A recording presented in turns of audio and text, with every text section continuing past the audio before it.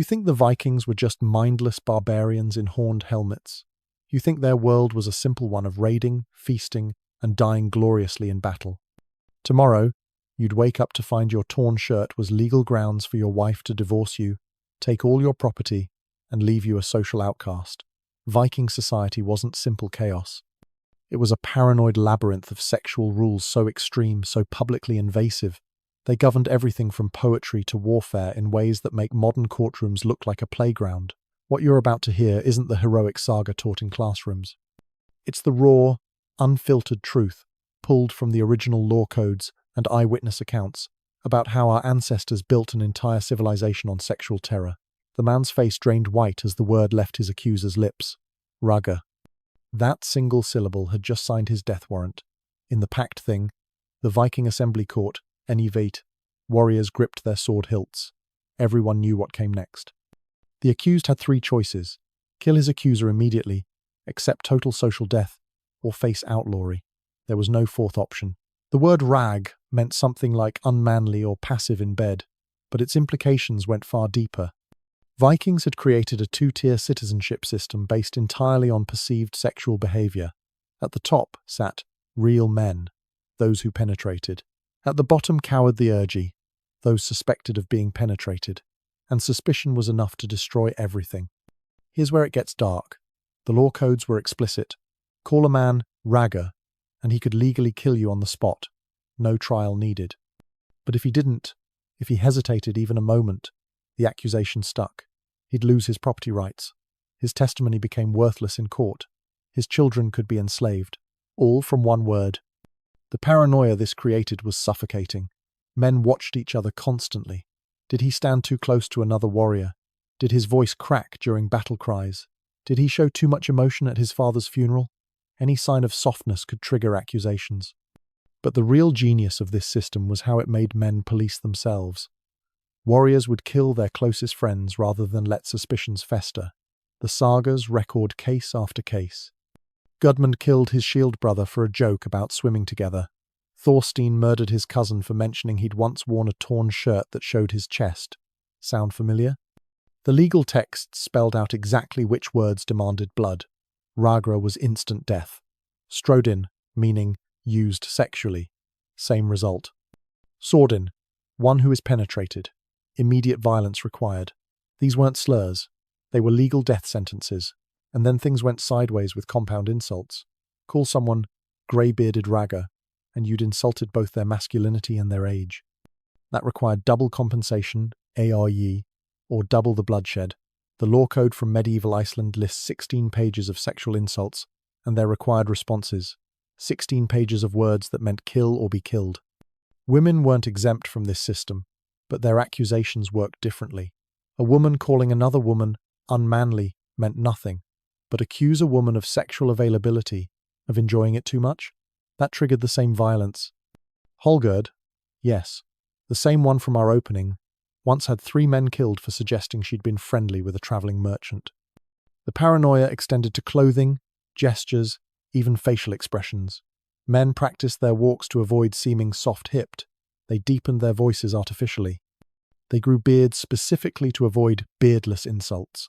Some warriors scarred their own faces to look more violent, more penetrating, more safely masculine. But here's the thing that made it truly insane. The accusation didn't need to be true. Truth was irrelevant. Once the word was spoken publicly, only blood could wash it away.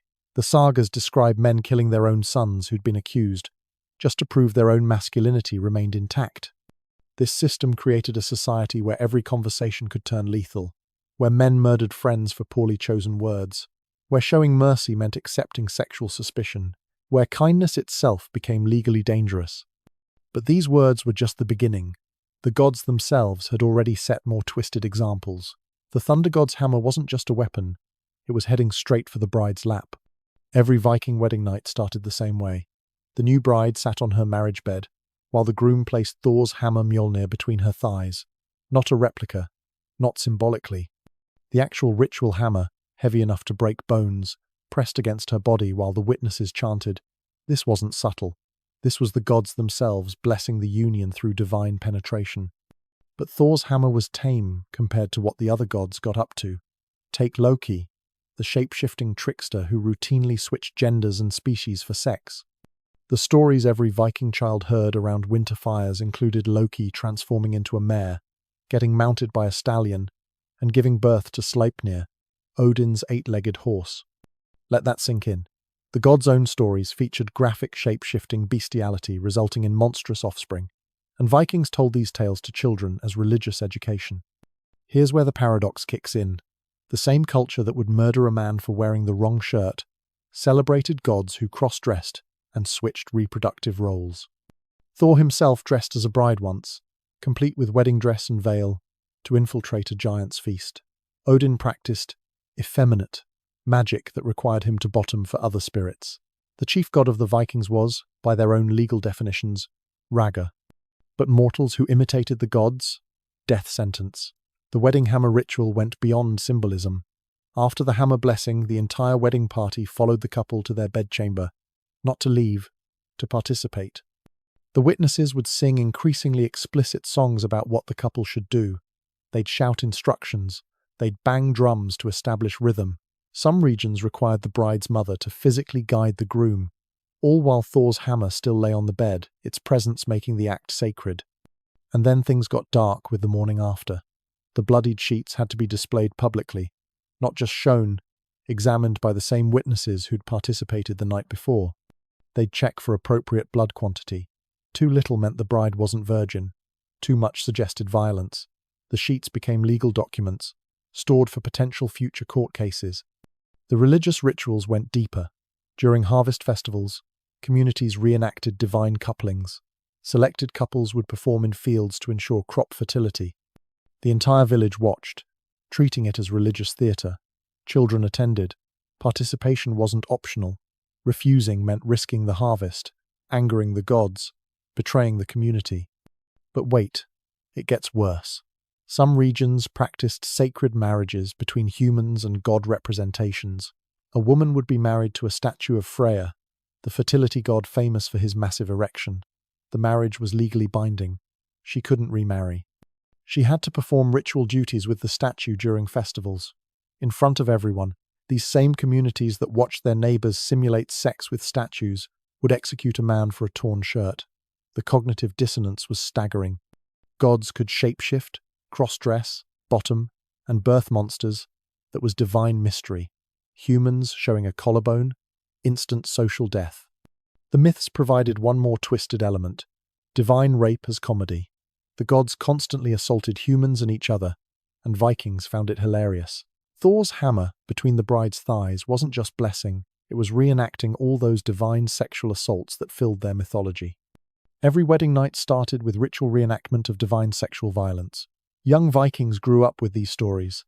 They learned that gods changed gender at will, that divine sexuality was violent and fluid, that sacred meant sexual. Then they entered a human world where accidentally showing chest hair could get you divorced and killed. The psychological pressure was crushing. Every Viking lived split between two realities: the fluid divine sexuality they worshipped, and the rigid human sexuality that could kill them. They attended rituals celebrating Loki's horse pregnancy in the morning, then murdered someone for a soft gesture in the afternoon, and these divine examples would soon justify horrors beyond imagination. 30 bodies breathing in the dark, and everyone pretending not to hear what happened 3 feet away. Welcome to Viking domestic life, where privacy was a concept that literally didn't exist. The average longhouse stretched maybe 60 feet long and 20 feet wide. Into this single room crammed 3 generations of family, their slaves, seasonal workers, and livestock. Yes, livestock.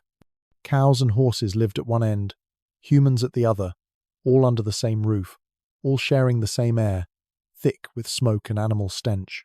Now imagine trying to have sex in that environment. The wealthy might have wool curtains dividing sleeping areas.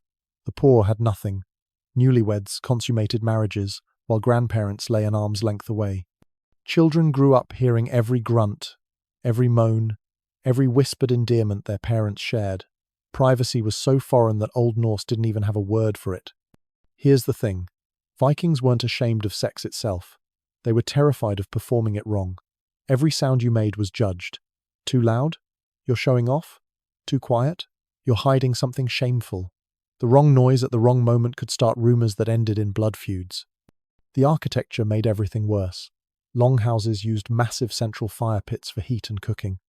The smoke had nowhere to go except up through a hole in the roof, if you were lucky. Most nights, smoke filled the building until everyone's eyes streamed. You couldn't see past your outstretched hand, but you could hear everything. Every rustle of straw, every shifted blanket, every bodily function. And then winter arrived. For 6 months, nobody left except for absolute necessities. The same 30 people, trapped in the same dark room, developing the same coughs, sharing the same infections, pretending they couldn't hear the couple in the corner trying to conceive an heir, while Uncle Thor wheezed 3 feet away. The sagas describe the unspoken rules that developed. Never acknowledge sounds in the night. Never make eye contact the morning after. Never mention what you heard, no matter how unusual. One saga tells of a man who listened to his brother being murdered in the dark and said nothing, because acknowledging night sounds broke social code. But the real horror was performance anxiety. Vikings believed sexual prowess directly connected to honor. A man who couldn't satisfy his wife loudly enough for others to hear faced social death. Women who didn't respond enthusiastically enough were considered defective. Every intimate moment became public theater with an audience of exhausted relatives. Children absorbed these lessons young. By age 5, they'd witnessed dozens of sexual encounters. By 10, they understood the social coding, the omames, which sounds meant successful masculinity, which meant shameful failure. They learned to interpret every grunt and gasp like a language that could destroy reputations. The slaves had it worst. They slept closest to the animals, on bare ground, with no curtains at all.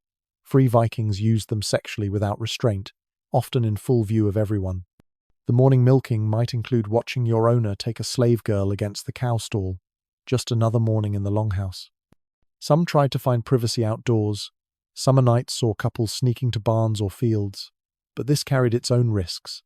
Getting caught outside suggested shame about your performance. Why hide unless something was wrong? The gossip could destroy you faster than staying inside and performing badly. The constant surveillance created elaborate deception systems. Couples developed silent communication. Hand signals indicating when others were asleep. Coded coughs meaning, not tonight. Specific blanket arrangements showing availability. Entire relationships played out in gesture and implication while surrounded by witnesses. But here's what made it truly nightmarish. The witnesses had legal standing.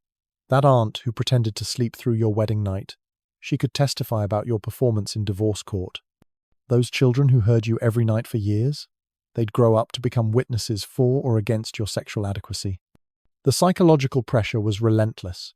Every Viking lived their entire sexual life as public performance, judged by people who'd known them since birth. No moment of true intimacy. No escape from scrutiny. No privacy even in their own beds. The Longhouse transformed sex from private pleasure into public trial. Every night became a test. Every morning brought potential shame. Every sound carried the weight of social survival. At least Longhouse residents had some protection. Those captured in raids faced something far worse. The auctioneer grabbed her jaw, forcing her mouth open to display her teeth like a horse. Dublin's slave market ran every morning except Sundays. By the time Irish morning fog lifted, hundreds of human beings stood naked on platforms, while buyers prodded their muscles and examined their bodies with the same casual efficiency used for livestock. This wasn't hidden criminal activity. This was the economic engine of Viking Dublin, where 30% of the population lived in chains. The mathematics of human trafficking were precise. A healthy male labourer cost 12 ounces of silver. A young woman suitable for household duties brought 15. Everyone understood what those duties included. Children under 10 went for 8 ounces, but only if they showed no defects. The auctioneers kept detailed catalogues. Height, weight, teeth count, visible scars, suspected virginity, all meticulously recorded. Here's what made Viking slavery uniquely horrific: the total legal erasure of personhood. Slaves weren't considered human under law. Killing a slave brought the same penalty as killing a cow. We paid the owner for property damage. Raping a slave wasn't crime unless it damaged their sale value. The only legal protection slaves had was their worth in silver. The Dublin market specialised in Irish captives, but ships brought human cargo from everywhere. Vikings raided. Slavic peoples provided so many slaves that their ethnic name became the word slave itself. English monasteries yielded educated slaves who brought premium prices. Scottish Highland captives were valued for cold resistance. Each ethnic group had market stereotypes affecting their price. The inspection process was deliberately humiliating. Buyers would force slaves to run in place, checking stamina. They'd pull lips back to count teeth. Women faced additional violations. Buyers legally examined everything, often publicly, while discussing breeding potential. The auctioneers encouraged thorough inspection. No returns, after all. But the real horror started after sale. Viking law gave owners absolute sexual rights over slaves. Not just permission, expectation. A man who didn't use his female slaves was considered weird, possibly unmanly.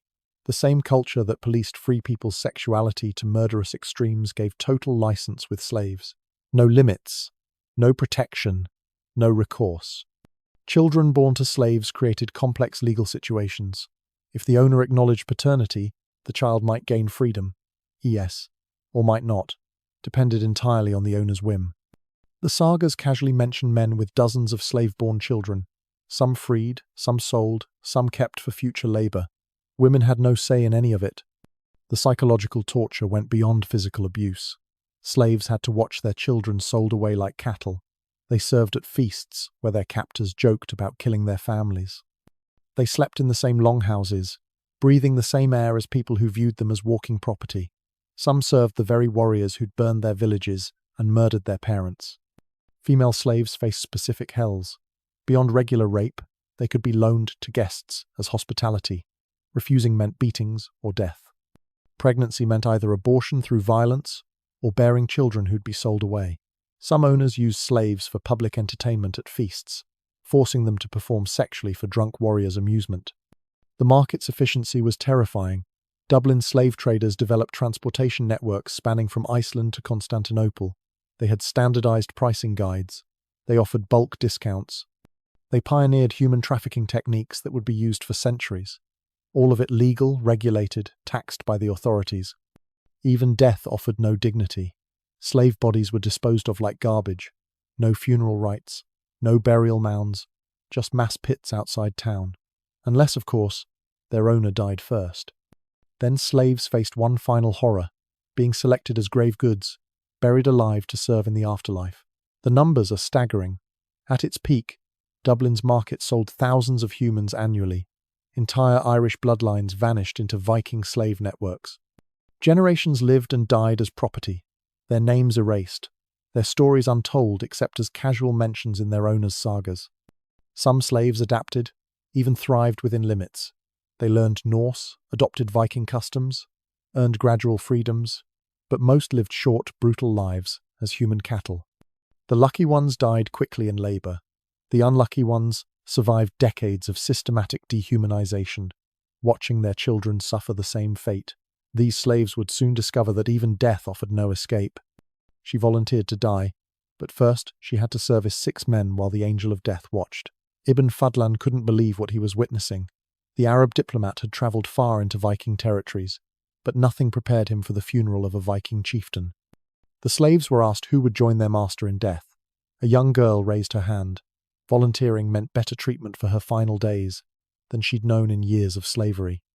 The 10-day funeral preparation turned her into a paradox. Honored and doomed, celebrated and sacrificed. They dressed her in fine clothes. They gave her strong drink morning to night.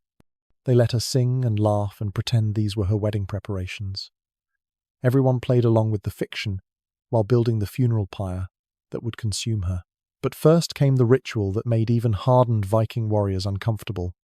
On the final day, they lifted her onto a platform overlooking her master's funeral ship. The drink and drugs had her swaying, half-conscious but still aware. 6 men waited, the dead chieftain's closest companions, each required to have sex with her as part of the ceremony. Not privately, right there on the platform, while hundreds watched. Here's what made it truly grotesque. Each man had to whisper the same words during the act. "Tell your master I did this out of love for him." They weren't raping a slave for pleasure. They were performing a religious duty, sending a message to the afterlife through her body. The crowd watched solemnly, treating gang rape as sacred ritual. The Angel of Death supervised everything. This wasn't a nickname. It was an official position. An old woman who specialized in ritual murder. She directed each man's performance, ensuring proper religious protocol. She held the girl's head, whispering comforts about the paradise waiting, while 6 men took turns destroying what was left of her humanity. Ibn Fadlan records the girl's changing states. First, drunk confidence. Then, growing fear, as the first man approached. By the third, she was sobbing. By the 6th, she'd gone silent, staring at nothing while the Angel of Death stroked her hair and hummed funeral songs. The crowd treated it all as deeply spiritual. Some wept, not for her suffering, but for the beauty of sacrifice. And then things got worse. The sexual ritual was just preparation. The real sacrifice required more theatre. They lifted her up 3 times, each time asking what she saw. "My parents," she said the first time. "My family," the second. "My master in paradise," the third. The drugs and trauma had her hallucinating exactly what they wanted to hear. The Angel of Death had done this many times. She knew exactly how much poppy juice kept victims conscious but compliant. She knew which words made them volunteer. She knew how to make murder look like martyrdom. The crowd saw divine mystery. Ibn Fadlan saw calculated barbarism wrapped in religious rhetoric. They led her into the tent where her master's body waited. The Angel of Death positioned her carefully. She had to die in exactly the right position to serve properly in the afterlife. The men who'd just raped her held her arms and legs. One put a rope around her neck. The Angel of Death raised her ritual dagger. What happened next took long minutes. The Angel of Death stabbed between ribs, while men strangled with the rope. Not quickly. Ritual required slow death, giving the soul time to prepare for journey. The girl twisted and fought despite the drugs. The men held her down.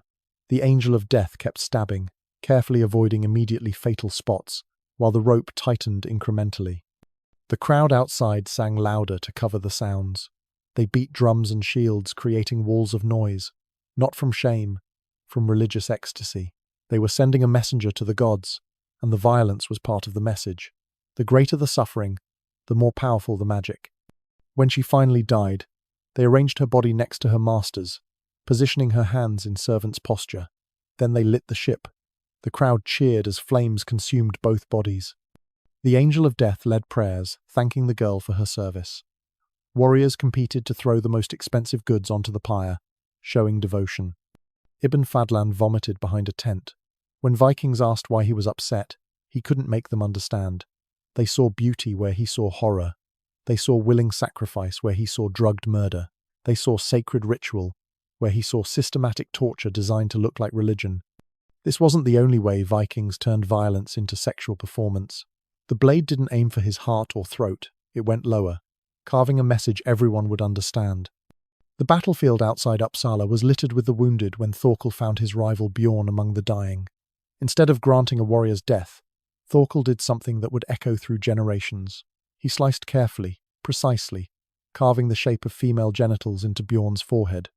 The klamhugg, the shame stroke, marked Bjorn as sexually conquered, transformed from man to living symbol of penetration. Bjorn survived. That was the point. The klamhugg wasn't meant to kill Vik. It was meant to destroy something worse than life. Vikings had weaponized sexual humiliation into an art form. The specific cuts, always on visible areas, always genital in shape, turned the victim into a walking announcement of their own unmanning. Every person they met would see the scars and know, this man had been used like a woman. Here's what made it genuinely evil. The practice was completely legal. No law prevented marking enemies this way.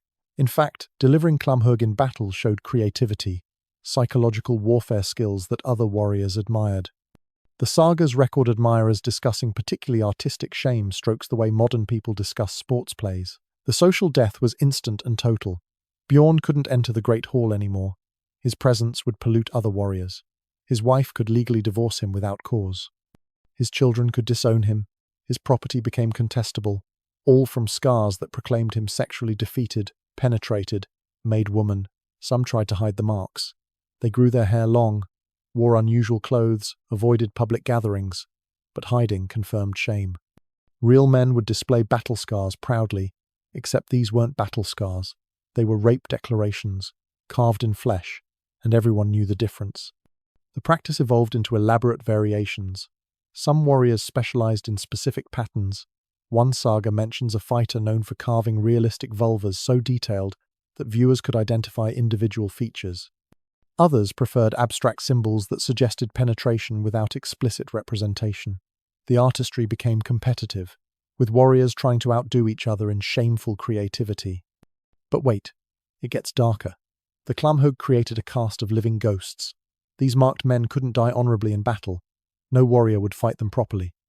They couldn't join raiding parties. They couldn't swear oaths or witness contracts. They existed in social limbo, alive, but excluded from every meaningful aspect of Viking life. The psychological torture was exquisite. Every morning, the marked man saw his shame in water reflections. Every person he met immediately knew his status. Children were taught to recognize the marks and avoid the carriers. Wives of marked men faced horrible choices: stay with a non-person or divorce and hope for better. Some marked men turned to banditry, forming outcast groups in forests. These bands of the sexually shamed became bogeymen in Viking stories, men so degraded they'd lost all human feeling. The sagas describe them as more animal than human, driven mad by their marking, attacking anyone who ventured into their territories. The practice spread beyond battlefields. Legal disputes sometimes ended with authorized Clamhug. A man who couldn't pay debts might receive the marks instead of death. Captured pirates got marked before release as permanent warning. The shame stroke became a tool of social control, threat hanging over every Viking male. The suicide rate among marked men was enormous, but even suicide carried complications. Vikings believed only battle death guaranteed Valhalla. Marked men couldn't achieve honorable battle death. Suicide from shame didn't count as warriors' ending. They were trapped. Living meant daily humiliation. Dying meant eternal exclusion from paradise. Women faced their own versions. While Clamhug specifically targeted men, women could be marked with symbols indicating sexual availability or deviance. These marks, often on hands or necks, declared them public property. Any man could use them without legal consequence. The marks meant rape was no longer crime. It was expected.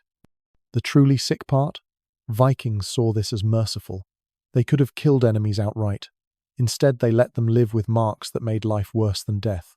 The saga authors describe deliverers of Clamhug as showing restraint, even kindness, by not murdering their victims. The practice persisted for centuries. Archaeological evidence shows skeletal remains, with specific scarring patterns matching saga descriptions. These weren't myths. Real humans lived and died bearing sexual shame carved into their bodies by neighbors who thought humiliation was sophisticated warfare. These battlefield humiliations would spark blood feuds lasting generations. His verses about her thighs had already killed 3 men, and he kept composing. Bjorn Arngeirsson was the most dangerous man in Iceland, not because he wielded a sword, but because he wrote love poetry. His verses about Thordis Grimsdottir had sparked a blood feud that consumed 2 families. Her brothers killed anyone who repeated the poems. Bjorn kept writing new ones. The body count rose with each stanza. Viking law made this insanity logical. The Gragas law code explicitly banned lausavisur, love poetry about women. The penalty? Full outlawry, meaning anyone could kill you without legal consequence. Writing, "She has beautiful eyes," was legally equivalent to murder. The law didn't care about consent. Thordis might have enjoyed the poems, irrelevant. Poetry itself was the crime. Here's why. Vikings believed words had magical power. A skilled poet could literally reshape reality through verse.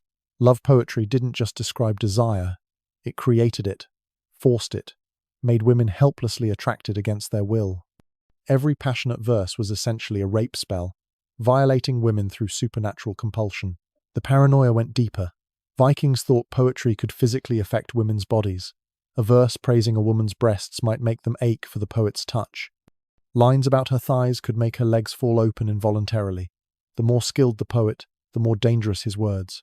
Master poets were walking weapons of sexual assault. But the real issue was honor. A woman featured in love poetry became publicly sexualized. Every person who heard the verses imagined her naked, wanting, available. Her father and brothers faced unbearable shame. Doe-eye, their female relative transformed into communal fantasy. The only restoration was blood. Kill the poet. Kill anyone who repeated his words. kill until the verses died with their speakers. The saga of Burnt and Jarl records the most famous case. Gunnar Hamundarson wrote verses about Hallgerd Longlegs.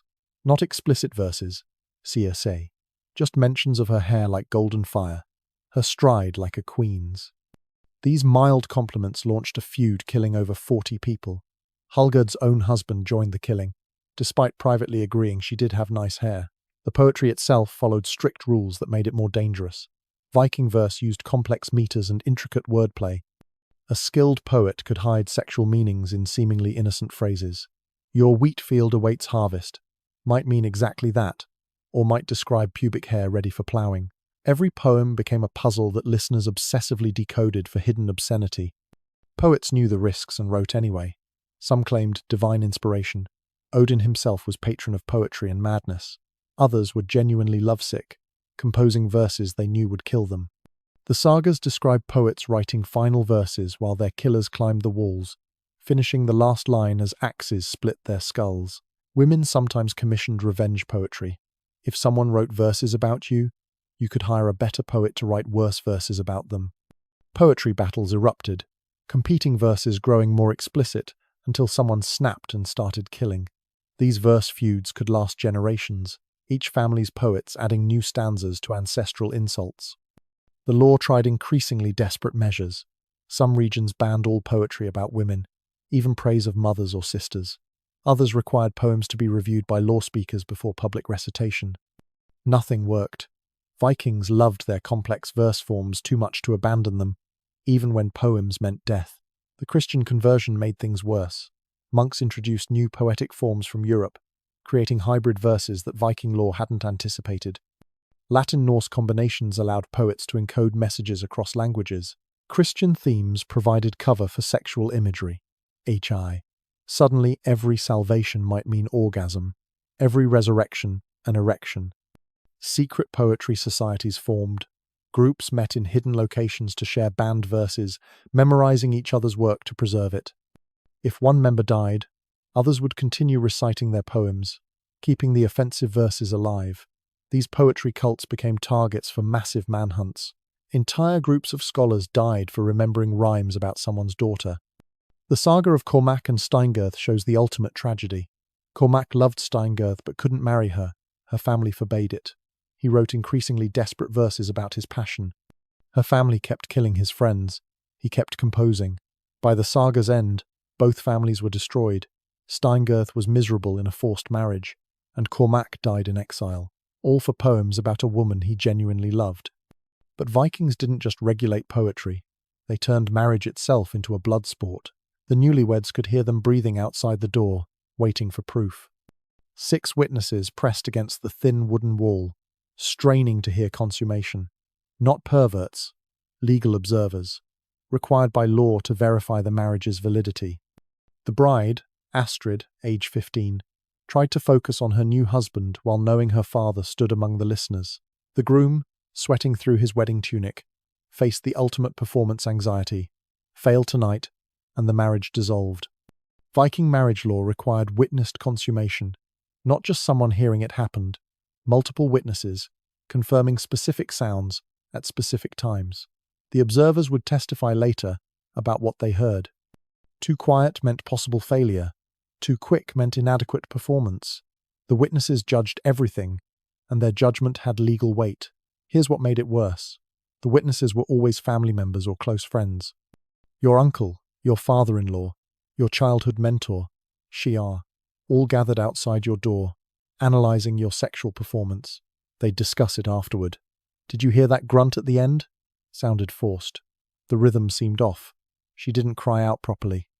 The morning after brought fresh humiliation. The witnesses would enter to examine the bed sheets. They'd check for appropriate blood quantity, semen stains in the right places, evidence of struggle that suggested virginity.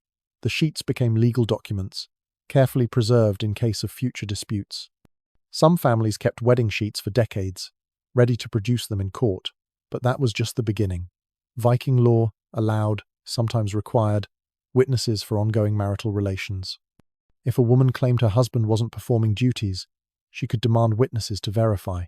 The husband faced a choice: perform sex with observers present, or face divorce for inadequacy. The observers would testify about erectile function, duration, apparent enthusiasm. The psychological damage was profound. Men developed elaborate pre-performance rituals, drinking specific potions, praying to Freya for potency. Women learned to vocalize artificially, producing sounds the witnesses expected. Sex became theatre, where bad reviews meant social death. Every coupling carried the weight of potential testimony. Children grew up knowing their parents' sexual adequacy from witness reports. "Your father lasted longer than mine," became playground taunts. Adult children testified about their parents' sounds in inheritance disputes. "I heard them coupling the night before he died, so the marriage was valid." Imagine testifying about your elderly parents' final sexual encounter to secure your inheritance. Some regions developed professional witnesses, experts who specialized in sexual verification. They knew exactly what to listen for, how to distinguish genuine from performed sounds, when to intervene if violence seemed excessive. These professionals became powerful figures, their testimony able to destroy marriages or confirm legitimacy. The witness system created elaborate deceptions. Couples would stage fake encounters for witnesses while maintaining separate bedrooms. They'd hire others to make appropriate sounds while they slept elsewhere. Some wealthy families built houses with special acoustic chambers, amplifying sounds from the marriage bed to the witness room, ensuring everyone heard proof. But the darkest aspect was corrective witnessing. If a marriage seemed troubled, families could demand witnessed reconciliation, i.e., forced sexual performance, to prove the union remained valid. Imagine being ordered to have sex while your in-laws listened, knowing failure meant losing your children, property, and social standing. The practice extended beyond marriage. Business partnerships sometimes required witnessed consummation to seal deals, not between the partners, but proving each man could perform adequately, demonstrating masculine fitness for agreement. Major treaties included clauses about witnessed marriage consummations between allied families. Women suffered uniquely under this system. A bride who didn't bleed enough faced accusations of prior activity. Too much pain suggested weakness. Not enough suggested experience. The witnesses would debate her reactions, analyzing every sound for implications about her past. Their conclusions became her permanent reputation. The sheets themselves became fetish objects. Some families displayed them publicly for days, proving their successful alliance. Others locked them in chests, bringing them out for important occasions. Inheritance disputes might hinge on 40-year-old bloodstains, examined by witnesses who'd swear they remembered that specific night's sounds. The Christian Church tried to end witness requirements, calling them pagan barbarism. Vikings resisted. How else could you prove consummation? How else prevent false marriages? The compromise was confession. Newlyweds had to describe their wedding night to priests in explicit detail. Not much improvement from doorside witnesses. These sheets would resurface in court years later. But first came the festivals. The child thought it was a harvest celebration, until he saw them drag the prisoner to the platform. Little Eric had begged his parents to attend the autumn bloat, the sacrifice festival where communities thanked the gods for harvest. He expected animal offerings, maybe some dancing. He didn't expect to watch his neighbors systematically torture a captured Saxon while placing bets on how long he'd survive. The festival grounds buzzed with excitement. Merchants sold honey cakes and strong ale. Children played games between the tent rows. Musicians tuned instruments for later dancing. And in the center, carpenters erected the Blood Eagle platform while discussing technical improvements from last year's construction. Here's what made Viking festivals uniquely horrific. They combined family entertainment with ritualized torture. The same event featured puppet shows for children and public dismemberment of enemies. Parents would buy their kids sweet treats, then hold them up for better views of the Blood Eagle, the infamous torture where victims' ribs were broken outward to resemble wings. The sexual component was inescapable. Before the main sacrifice, captured women would be displayed and auctioned, not for slavery, for temporary use during the festival. Winners got public access while crowds cheered. The women who survived would be sacrificed later, their violation considered part of the religious offering. Communities treated this as essential tradition. But the real nightmare was the gambling. Vikings bet on everything during torture sacrifices. How many ribs could be broken before the victim passed out? Would they scream or stay silent? How long between first cut and final death? Sophisticated betting pools developed, with odds updated as torture progressed. Children learned mathematics by calculating suffering odds. The blood eagle itself was performance art. The executioner, always a respected community member, would narrate each step. Now, I separate the ribs from the spine. See how they spring outward. The crowd would applaud skillful technique. Points were awarded for keeping victims conscious longest, for achieving specific visual effects, for extracting particular sounds. Women faced specialized festival tortures. The mayor's welcome involved stakes and horses in combinations that Viking law codes refused to describe fully. The Freya's blessing required public violations by masked men representing divine forces. Communities brought their daughters to watch, teaching them that captured enemies deserved whatever happened. Between tortures, normal festival activities continued. Couples got married, traders made deals, children received naming ceremonies. The screams from the platform became background noise, as normal as merchants hawking wares. Sagas describe wedding feasts, where the couple exchanged vows while someone was being flayed 20 feet away. The community participation was total. Respected grandmothers would suggest creative additions to ongoing tortures. Children would throw stones at hanging victims, practicing their aim. Pregnant women touched torture platforms for luck, believing the suffering energy would strengthen their babies. Everyone had a role in the collective sadism. Local variations made traveling dangerous. Each region had signature tortures performed only at their festivals. Uppsala specialized in hanging combinations. Trondheim preferred drowning variations. Iceland developed ice tortures for winter festivals. Captured enemies might survive one region's preferences, only to face completely different horrors at the next festival. The aftermath was equally disturbing. Body parts became festival souvenirs. Children wore finger bones as protective amulets. Women braided hair from victims into their own for fertility. Warriors competed to claim specific organs for luck in battle. The commodification of human remains was complete. Victims became products distributed among celebrating families. But here's what made it truly sick. Vikings considered festival torture deeply religious.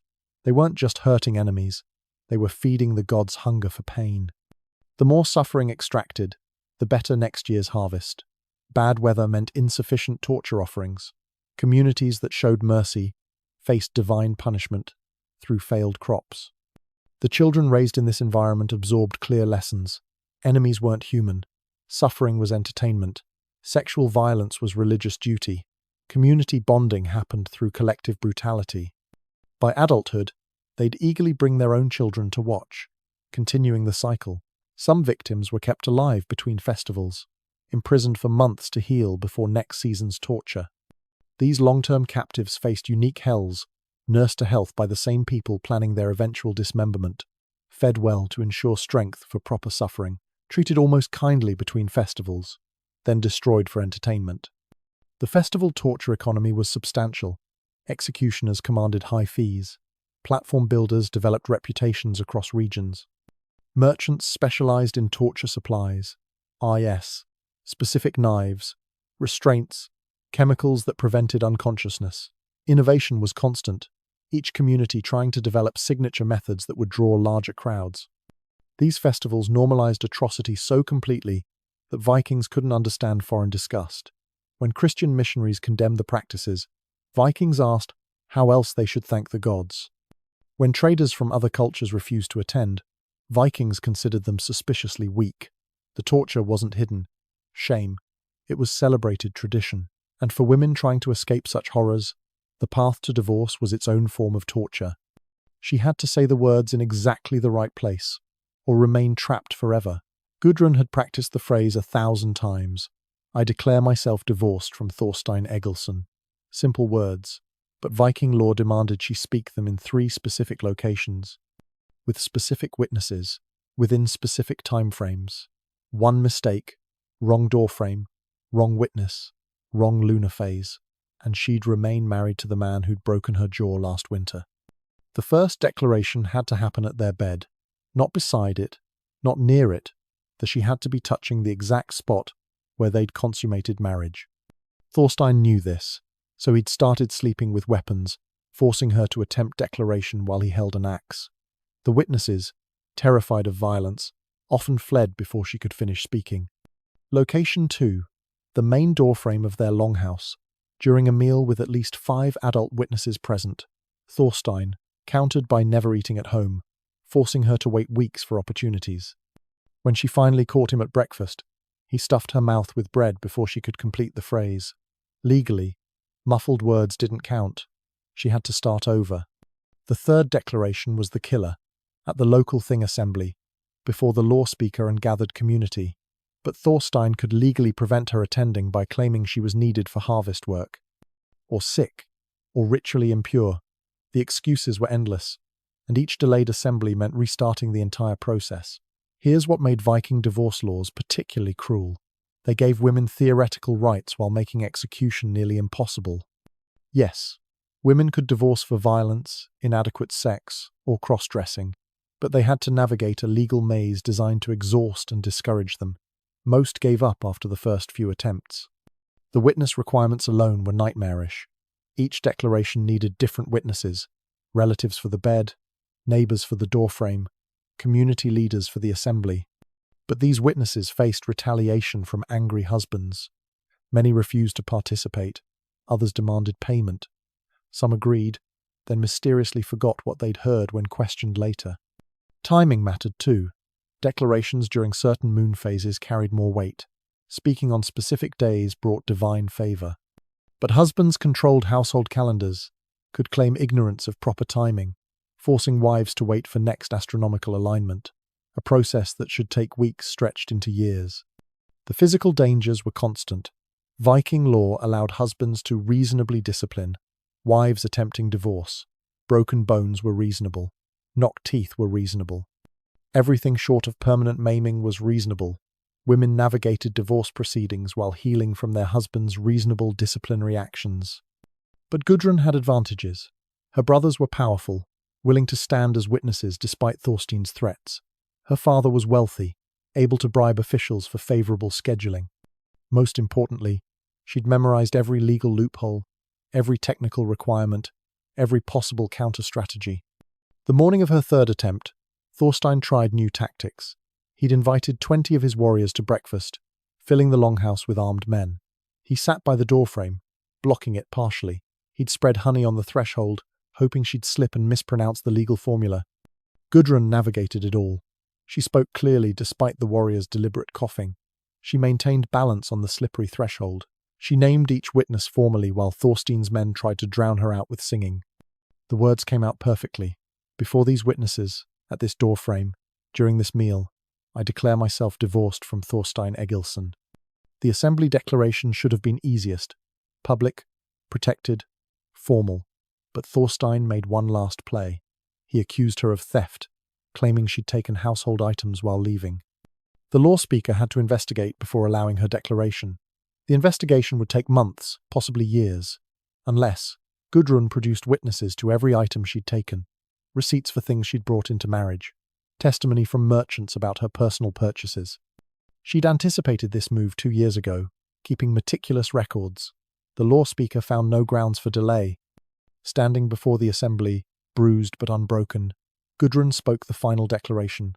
The marriage that had nearly killed her was over. Thorstein's face showed pure rage, but law was law. He couldn't touch her now without facing outlawry. She'd navigated every obstacle, survived every attack, fulfilled every technical requirement. But most women weren't Gudrun. Most lacked powerful families, wealthy fathers, brilliant legal minds. Most attempted the divorce dance once or twice before accepting their fate. The laws that supposedly protected them became labyrinths designed to trap them. Which brings us back to that smoky longhouse, where Holgerd was about to demonstrate the ultimate power of Viking sexual law. The smoke still hung thick in the longhouse, but now the silence was deafening. Holgerd's words echoed in the rafters. He dresses like a woman, showing his chest like a wet nurse. Her husband, Thorvald, stood frozen as the implications crashed over him. The torn shirt he'd dismissed as meaningless that morning had just cost him everything. The witnesses shifted uncomfortably, already calculating the social realignments. Thorvald's brother moved away from him, creating physical distance from the contamination of unmanliness. His trading partners avoided eye contact, knowing their contracts were now void. No one could do business with a man declared effeminate. Even his elderly mother turned her back, the ultimate rejection. Holgerd wasn't finished. She pointed to specific witnesses, naming them formally for the legal record. Bjorn Ironside saw the chest exposure. Astrid Thorsdottir witnessed his shameful dress. Gunnar the law speaker observed his womanly display. Each naming was a nail in Thorvald's social coffin. These witnesses couldn't deny what they'd seen without facing legal consequences themselves. The property division began immediately. Holgerd claimed her dowry, her morning gift. And here's where her preparation showed: compensation for emotional damage from viewing unmanliness. She'd brought witnesses to testify about previous shirt incidents. Building a pattern of cross-dressing behavior, Thorvald couldn't contest it. The torn shirt was visible evidence. He'd walked into the longhouse that morning, a wealthy farmer. He'd leave with barely enough to survive winter. But the real devastation was social. Thorvald's unmarried sisters now faced impossible marriage prospects, who would ally with a family tainted by effeminacy. His nephews lost their apprenticeships as other warriors refused to train them. His name became a cautionary tale told to children about the importance of proper dress, all from a shirt that tore while loading grain. The speed of his fall was breathtaking.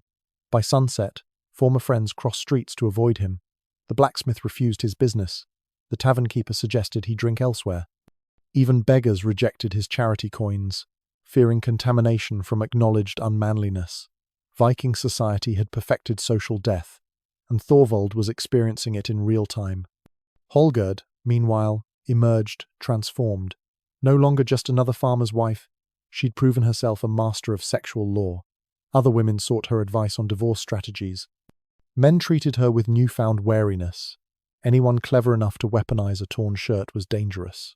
She'd used Viking sexuality's bizarre rules to destroy a man who'd beaten her for years, and everyone knew it. The longhouse itself felt different. The same space that had witnessed countless boring legal proceedings now crackled with possibility. If a visible collarbone could end marriages, what else might hidden technicalities allow? People studied law codes with fresh intensity, searching for exploitable clothing violations, missed words that might carry sexual implications, any leverage in the constant battle for social survival. This moment, absurd to modern minds, exemplified everything about Viking sexual practices, a society that celebrated shape-shifting gods but executed men for soft voices. That required witnesses to marital sex but banned love poetry. That turned slave rape into religious ritual but divorced spouses over fabric tears. Every contradiction, every brutal logic, every impossible standard crystallized in Holgerd's triumphant stance over her socially murdered husband. The Vikings created a sexual culture so extreme it consumed everything. Law, religion, economics, daily survival. They weaponized intimacy, legalized brutality, and ritualized violations that shock even historians. Their practices reveal human capacity for systematized cruelty, for taking natural impulses and twisting them into social weapons that destroyed lives over torn shirts and whispered words. Archaeological evidence continues surfacing. 2PA, scarred bones, mass slave graves, ritual platforms where communities gathered for entertainment torture. Each discovery confirms the sagas weren't exaggerating. If anything, they sanitized the reality for political reasons. The true scope of Viking sexual violence may never be fully known. But perhaps the most disturbing legacy is how normal it all seemed to participants. Children raised in this system found nothing strange about festival torture or witnessed consummation. The practices weren't aberrations, they were culture, tradition, the way things had always been done. Today's extremes become tomorrow's mundane realities, when entire societies participate in collective brutality. The smoke finally cleared from the longhouse. Thorvald was gone, stumbling into exile. Holgerd stood victorious, having mastered the same system that had oppressed her. And Viking society continued forward, where showing your chest could end your life, but ritually murdering slaves was just another Tuesday.